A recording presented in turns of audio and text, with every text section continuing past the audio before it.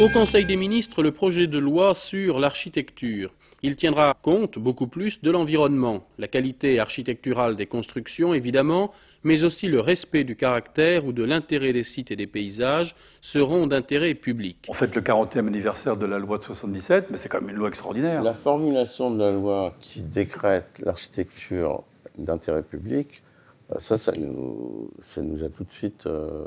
Ça nous a tout de suite convenu. Même si c'est enfoncer des portes ouvertes que de dire que l'architecture est une expression de la culture, c'est quand même bien de le rappeler dans la loi. Ah, la loi était nécessaire, oui. Cette loi a eu l'audace de confier le contrôle de cette qualité à des architectes. C'est un pari. Et en fait, le projet de loi et la création des CAE, c'est aussi un pari sur les compétences de l'architecte. Mais si on a construit, on a bien souvent oublié l'architecture. Le résultat ne fut pas toujours très heureux. Pour avoir une claire vision chronologique et politique, au moment du gaullisme triomphant, de la France de la croissance économique, de la France de la croissance démographique, de la France de la croissance urbaine, les inquiétudes s'expriment de plus en plus. Et ces inquiétudes commencent dès les débuts des années 60. Pourquoi? Eh bien parce qu'en France, on construit avec un souci de rentabilité, on construit dans un souci de quantité, mais on ne s'est pas préoccupé de la qualité humaine que représente l'architecture. C'est avec la rupture giscardienne que tout change. Nous avons vécu pendant 100 ans sur l'idée que l'aménagement de la vie, c'était la vie économique et sociale. Et c'est vrai, la vie de production et la vie de travail. Mais il y a également la vie quotidienne, c'est-à-dire la vie de logement. Il va, sur tous les sujets, prendre l'exact contre-pied de ses prédécesseurs. Du point de vue de la place de la femme dans la société, de la question démocratique, de la décentralisation, déjà à l'époque, et puis du cadre de vie, de l'urbanisme. La grande question à ce moment-là, c'est de savoir si les pouvoirs publics veulent ou ne veulent pas, dans ce contexte que j'ai décrit de défiance vis-à-vis des architectes traditionnels ou des architectes académiques, de ces grands mandarins qui couvrent la France par des UP. Il faut voir, ils sont assez peu nombreux, mais ce sont des gens de très grande réputation. Ils parcourent tous les couloirs ministériels, ils sont tous décorés, ils ont des très grosses agences, des annexes de partout, etc. Ils sont tous remis en cause. Pour les remettre en cause, il faut que les politiques et les technocrates de la République s'imaginent que la France ne peut pas se passer d'architectes. Si elle ne peut pas se passer d'architectes, il faut réformer et la formation et la profession. Vous avez tout à fait raison, il faut faire une architecture à visage humain. La nouvelle loi sur l'architecture qui a été votée par le Parlement est bonne. Monsieur le Premier ministre. Mais au moment de la loi sur l'architecture, c'est à Noël, ça se passe dans des séances de nuit. Et tout le monde dit c'est une urgence, ça fait tellement longtemps que ça dure, etc. Et finalement, il y a des députés, des sénateurs qui ont beaucoup travaillé en amont. Ces questions subtiles du cadre de vie des Français.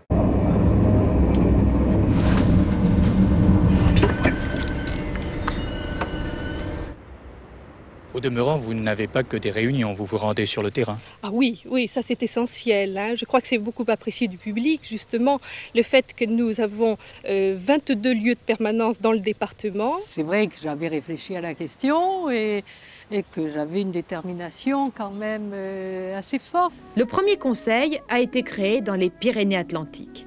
Il est vrai que ce département avait déjà une longue pratique de l'aide architecturale. Voilà, le CAE était là-haut. Dans cet entresol, il y avait ces deux fenêtres là. C'était bien d'être là. Oui, il y a eu une grande part de lutte, surtout au début, avant la création même du CAE, avant son institutionnalisation. Comme je vous disais, j'ai été chargée de mission du ministère de la Culture, et pendant 3 ans, de 75 à 78. Et là, effectivement, ça a été de faire en sorte que les différents acteurs du cadre de vie, c'est-à-dire les administrations, les professionnels, les décideurs, les habitants, justement, tous ces gens-là puissent se retrouver pour travailler ensemble. Et donc, j'ai été recueillie, si je puis dire, par l'équipement, la direction de l'équipement, qui m'a mis dans un petit bureau et qui pensait à ce moment-là que je ferais une bonne chargée d'études pour réaliser des plans d'occupation des sols, m'intégrer dans son équipe de plans d'occupation des sols. Alors j'ai tenu le bon là, j'ai dit non, moi c'est pas la direction que j'entendais donner à cette aide architecturale. Moi c'était beaucoup plus justement aider le particulier en amont de son permis de construire. Le CAUE c'est une sorte de service social de l'architecture et de l'urbanisme. C'est comme ça qu'il faut le voir. D'ailleurs ici, le CAUE, à un moment donné, on me qualifiait d'assistante sociale de l'architecture. Elle n'a pas tellement changé, hein, dis donc. Le fait que nous avons 22 lieux de permanence dans le département. Hein? La culture avait lancé 12 expériences de préfiguration d'un futur conseil départemental.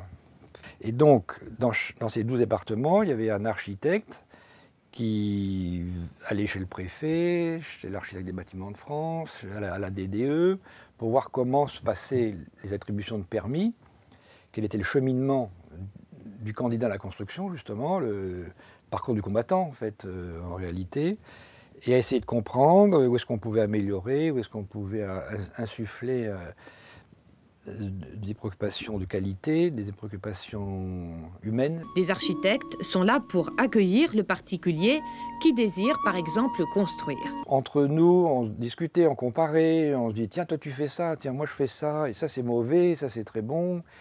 Et donc il s'est créé un esprit, d'où le mot pionnier qui est bienvenu, c'était 12 énergumènes, hommes et femmes, là, qui arpentaient le pays et qui ont préparé à leur manière la décentralisation du permis de construire.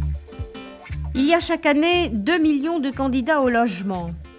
40% se dirigent vers la location, 60% vers l'accession à la propriété. Et donc mon travail a consisté à observer, à mettre par écrit et d'un côté ces expériences et d'autre côté la loi.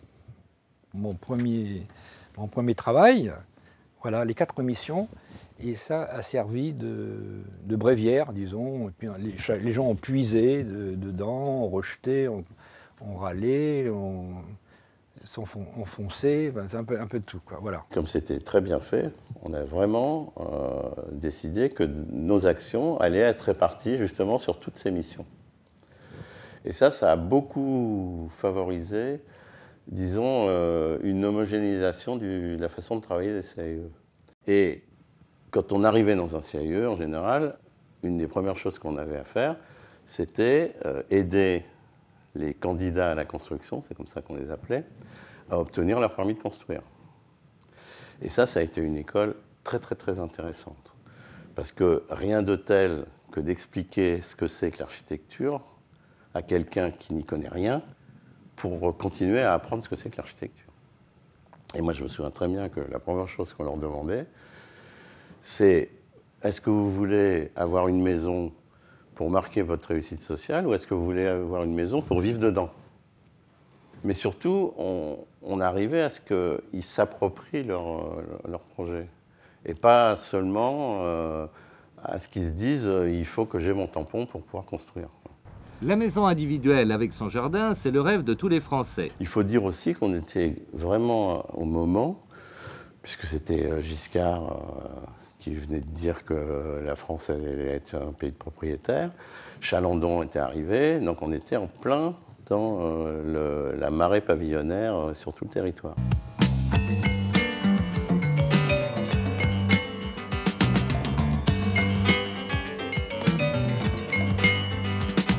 Dans une certaine mesure, c'est-à-dire sans sortir des clous, on en a fait un peu des lieux où on a milité ensemble. Alors c'était plus facile parce qu'on était soutenus, et puis parce qu'on militait pour quelque chose qu'on nous avait demandé de faire. Donc c'était... Et c'est vrai que de ce point de vue-là, c'était un peu une période bénie, parce que... Bon, je disais que c'était une période bénie, mais ça a quand même duré pas mal de temps. Donc on partait de rien, il y avait tout à inventer, et on était extrêmement libre. Ben, je pense que vous auriez été à ma place, vous auriez été d'accord pour y aller. Hein. Je suis arrivé en octobre 1979 et je suis parti en octobre 2014. Donc ça doit faire 35 ans. Ça fait une vie, oui. Oui. La loi de 77, c'est un prémisse de décentralisation, puisque le président est un élu et pas le préfet pour les CAUE. Donc ça, c'était les années 82-83. On était donc au tout début du CAUE. Il y avait une rampe de lancement exceptionnelle qu'on n'a plus aujourd'hui. J'ai toujours été convaincu que l'originalité des CAUE participait de sa double compétence technique et culturelle. Cette double casquette est extrêmement efficace, je crois. Elle l'est toujours. Non, mais la cause mérite quand même le militantisme, et je pense que c'est la cause de la qualité de la vie des gens. Hein, il y a une dimension humaniste quand même qui est très forte dans l'action des CAUE. Ça a été créé en juin, mais moi je suis arrivé en octobre, donc en 80. Ça c'était dans l'anneau à la Maison de la Chimie, le premier colloque des CAUE. Et puis l'inauguration. Et là, il y a le ministre quand même, avec le président du conseil général, le président du CAUE, le préfet et tout. Et puis sinon, qu'est-ce qu'il y a comme moment? Tous les moments sont marquants, hein, mais ça, c'est une grosse expo qu'on avait fait au conseil général sur les arbres remarquables. Donc, ce que je dirais aux jeunes directeurs ou membres d'équipe de CAUE aujourd'hui, c'est de peut-être chercher à inventer autre chose, profiter du nouveau contexte, qui est sûrement positif, enfin, pour inventer un nouvel élan, quoi, mais c'est pas simple. Hein. Bon, il faut s'attendre à de grands bouleversements territoriaux, de pouvoir, de génération d'élus. Bon, il faut avaler tout ça, il faut s'adapter. Mais en gardant, alors c'est ça qui est extraordinaire, la priorité donnée par la loi de 77, c'est-à-dire 40 ans, quoi, en disant l'architecture est d'intérêt public. Voilà.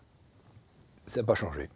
Le mérite de la loi, c'est d'avoir mis sur la table, la place publique, ce débat-là.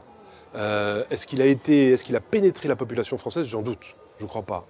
Mais en tout cas, les acteurs des politiques publiques ont été tous, d'une manière ou d'une autre, soit en positif, soit en négatif, mobilisés par cette loi. Il y a quand même une culture technique et une générosité qui existe dans les CAUE, et un peu de bonne humeur aussi, on l'a dit, qui devrait continuer. La dimension culturelle, c'est-à-dire le fait de faire passer le message de la qualité architecturale, urbaine et paysagère au travers des publications, au travers de l'action pédagogique dans les écoles, au travers des expositions, etc., etc. C'est pas fini. J'aime bien dire c'était mieux avant pour rigoler, mais je pense pas forcément que je suis même capable de chanter c'était mieux avant, mais c'est pas mon truc. Je pense que ça peut être mieux après aussi. 40 ans pour une association, c'est très vieux. Et de réussir à se renouveler, pas mal. Ouais. Donc, voilà, j'encourage. À 40 ans, qu'est-ce qu'on souhaite? On leur souhaite longue vie, d'abord. Je leur souhaite, moi, d'évoluer justement dans un sens de plus encore d'ouverture et de facilitateur d'architecture et d'urbanisme, et dans un environnement aussi qui soit meilleur, hein, pour les générations futures. Le souhait qui apparaît spontanément, c'est que ça continue. Mais en même temps, ce n'est pas un souhait positif, ça. Hein, moi, je ne suis pas vraiment conservateur de mentalité. Donc, c'est que les CAUE puissent vivre une nouvelle étape d'un développement au service d'une cause qui reste extrêmement actuelle.